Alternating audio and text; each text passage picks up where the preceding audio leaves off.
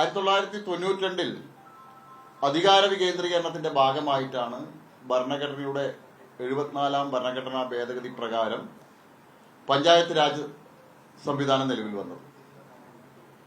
അധികാരങ്ങളും വിഭവങ്ങളും താഴെത്തട്ടിലേക്ക് എത്തിക്കുക, അതായിരുന്നു പഞ്ചായത്ത് രാജ് നിയമത്തിന്റെ ലക്ഷ്യം.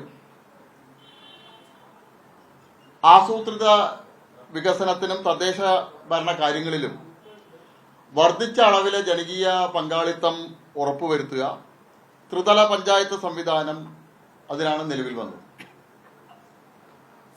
അങ്ങനെ സ്ഥാപിക്കപ്പെടുന്ന തദ്ദേശ സ്വയംഭരണ സ്ഥാപനങ്ങളായിട്ട് പ്രവർത്തിക്കുന്നതിനുള്ള അധികാരങ്ങളും അതുപോലെ തന്നെ അധികാര ശക്തിയും നൽകുന്നതിനാണ് ഭരണഘടനയുടെ ഭേദഗതി പഞ്ചായത്ത് രാജ് സംവിധാനത്തിനായിട്ട് നിലവിൽ വന്നത്.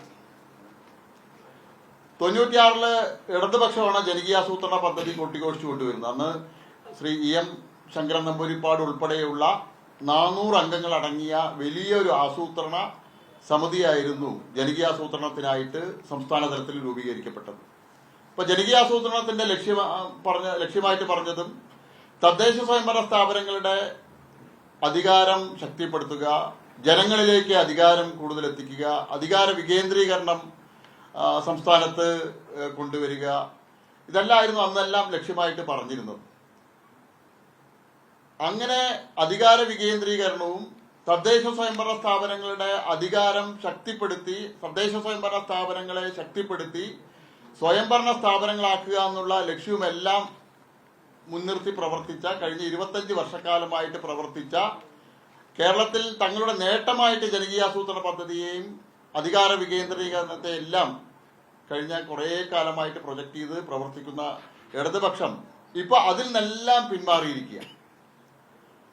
നാൾക്ക് നാൾ തദ്ദേശ സ്വയംഭരണ സ്ഥാപനങ്ങളുടെ അധികാരത്തെ വെട്ടിക്കുറച്ചുകൊണ്ടാണ്, അധികാരത്തെ ഇല്ലാതാക്കിക്കൊണ്ടാണ് രണ്ടാം പിണറായി സർക്കാർ മുന്നോട്ട് പോകുന്നത്.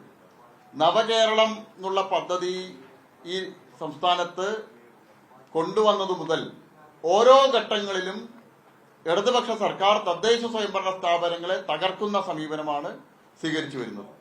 അത് തദ്ദേശ സ്വയംഭരണ സ്ഥാപനങ്ങളുടെ ഫണ്ട് വെട്ടിക്കുറച്ചിട്ടായാലും ശരി, തദ്ദേശ സ്വയംഭരണ സ്ഥാപനങ്ങളുടെ അധികാരങ്ങൾ കവർന്നെടുത്തുകൊണ്ടായാലും തദ്ദേശ സ്വയംഭരണ സ്ഥാപനങ്ങളെ തകർക്കുന്ന സമീപനമാണ് ഇടതുപക്ഷം സ്വീകരിച്ചു വരുന്നത്. ഇന്നലത്തെ നടപടി കൊണ്ട് പഞ്ചായത്ത് രാജ് സംവിധാനത്തെയും അതുപോലെ തന്നെ ജനകീയാസൂത്രണ പദ്ധതി മുഖേന ഇടതുപക്ഷം മുന്നോട്ട് വെച്ച ലക്ഷ്യങ്ങളെയും അട്ടിമറിക്കുന്ന തരത്തിലാണ് MP രാജേഷിന്റെ ഇന്നലത്തെ പ്രസ്താവന. ഭരണഘടനാ വിരുദ്ധമാണ്. അധികാര വികേന്ദ്രീകരണത്തിന് വേണ്ടിയിട്ടാണ് 92-ൽ 74-ാം ഭരണഘടനാ ഭേദഗതി കൊണ്ടുവന്നത്. ആ ഭരണഘടനാ ഭേദഗതിയെ ഒരു സർക്കാർ ഉത്തരവിലൂടെ അട്ടിമറിക്കുന്ന രീതിയിലേക്കാണ് സർക്കാരിന്റെ നീക്കം.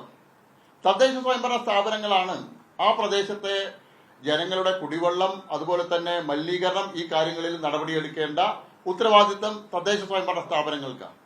തദ്ദേശ സ്വയംഭരണ സ്ഥാപനങ്ങളുടെ പ്രാഥമികമായിട്ടുള്ള കർത്തവ്യമാണ് ആ തദ്ദേശ സ്വയംഭരണ സ്ഥാപനത്തിന്റെ പരിധിയിലുള്ള പ്രദേശത്തെ ജനങ്ങൾക്ക് ശുദ്ധമായിട്ടുള്ള കുടിവെള്ളം എത്തിക്കുക, അതുപോലെ തന്നെ പരിസര മലിനീകരണം നിയന്ത്രിക്കുക തുടങ്ങിയ ഉത്തരവാദിത്തങ്ങൾ, പ്രാഥമികമായിട്ടുള്ള ഉത്തരവാദിത്തങ്ങളാണ്.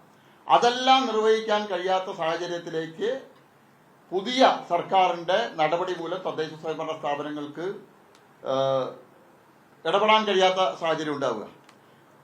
നമുക്കറിയാം, പെരുമാട്ടിയില് കൊക്കോക്കോളയ്ക്കെതിരായിട്ട് ധീരമായിട്ടുള്ള നടപടി സ്വീകരിച്ചത് ഒരു ചെറിയ ഗ്രാമപഞ്ചായത്തായിട്ടുള്ള പെരുമാട്ടി ഗ്രാമപഞ്ചായത്താണ്. പെരുമാട്ടി ഗ്രാമപഞ്ചായത്ത് കമ്പനിക്കുള്ള ലൈസൻസ്, ഫാക്ടറിക്കുള്ള ലൈസൻസ് ക്യാൻസൽ ചെയ്തത് മൂലമാണ് കൊക്കോകോള കമ്പനിക്ക് അതിന്റെ പ്ലാന്റ് അടച്ചിടേണ്ടി വന്നത്. അതിന്റെ പ്ലാന്റ് എന്നേക്കുമായിട്ട് അടച്ചുപൂട്ടി കേരളത്തിൽ നിന്ന് പോകേണ്ടി വന്ന സാഹചര്യം ഉണ്ടായത്. കൊക്കോകോള കമ്പനിക്കെതിരായിട്ട് സുപ്രീം കോടതി വരെ നിയമ നടപടികളുമായിട്ട് ധീരമായിട്ടുള്ള നിയമ പോരാട്ടം നടത്തിയത് പെരുമാട്ടി പഞ്ചായത്താണ്. ആ പഞ്ചായത്തിന്റെ നടപടി മൂലമാണ് കൊക്കോകോള കമ്പനിയുടെ ജലചൂഷണം അവസാനിപ്പിക്കാൻ പാലക്കാട്ടുകാർക്ക് കേരളത്തിനും കഴിഞ്ഞത്. ലോകത്തിന് തന്നെ ശ്രദ്ധിക്കപ്പെട്ട ഒരു നടപടിയായിട്ട് അന്നത്തെ പെരുമാട്ടി പഞ്ചായത്തിന്റെ നിയമ നടപടികൾ ലോകം മുഴുവൻ ശ്രദ്ധിക്കപ്പെട്ടിരുന്നു. അത്തരം അധികാരങ്ങളെയാണ് പഞ്ചായത്തിന് ആ പഞ്ചായത്തിലെ ജലസ്രോതസ്സും അതുപോലെ തന്നെ മലിനീകരണവും എല്ലാം നടത്തുന്ന കമ്പനികൾക്കെതിരായിട്ടും സ്ഥാപനങ്ങൾക്കെതിരായിട്ടും എല്ലാം നടപടിയെടുക്കാനുള്ള തദ്ദേശ സ്വയംഭരണ സ്ഥാപനങ്ങളുടെ അധികാരത്തെയാണ് കവർന്നെടുക്കാൻ ശ്രീ MP രാജേഷിന് ശ്രമിക്കുന്നതെന്നാണ് ഭാരതീയ ജനതാ പാർട്ടിക്ക് പറയാനുള്ളത്. ശ്രീ MP രാജേഷിന്റെ ഇത്തരം നടപടികൾ കാണുന്ന സമയത്ത് MP രാജേഷ് ഇടതുപക്ഷ മുന്നണിയുടെ ഈ ഭരണത്തിൽ ഓയസിസ് കമ്പനിയുടെ പ്രതിനിധിയായിട്ടാണോ മന്ത്രിയായത് എന്നുള്ളത് കേരളത്തിലെ ജനങ്ങൾ സംശയിക്കേണ്ടിയിരിക്കുന്നു. അദ്ദേഹത്തിന്റെ ഓരോ നടപടികളും അങ്ങനെയാണ്. കമ്പനിക്ക് വേണ്ടി വാദിക്കുന്ന, ഓയസിസ് കമ്പനിക്ക് വേണ്ടി വാദിക്കുന്ന ഒരു മന്ത്രിയായിട്ട് ശ്രീ MP രാജേഷ് മാറിയിരിക്കുക.